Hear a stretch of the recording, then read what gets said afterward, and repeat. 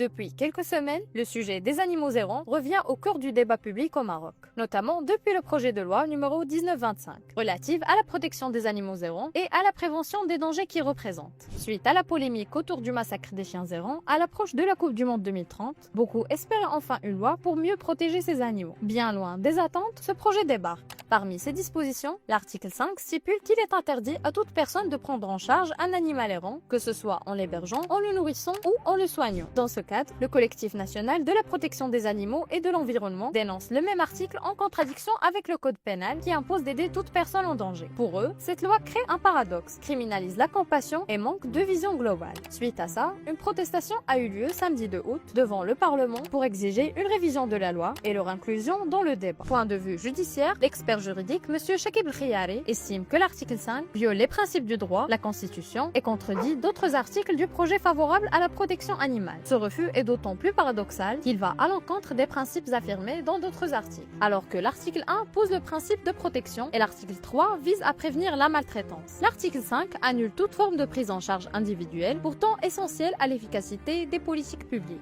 Selon lui, il aurait fallu encadrer cette prise en charge temporaire plutôt que l'interdire. L'article 44 aggrave la situation en prévoyant une amende pour toute aide à un animal errant, criminalisant ainsi un geste humanitaire. Cette controverse donne lieu aux interrogations. Comment protéger la sécurité publique tout en respectant la solidarité envers les animaux errants?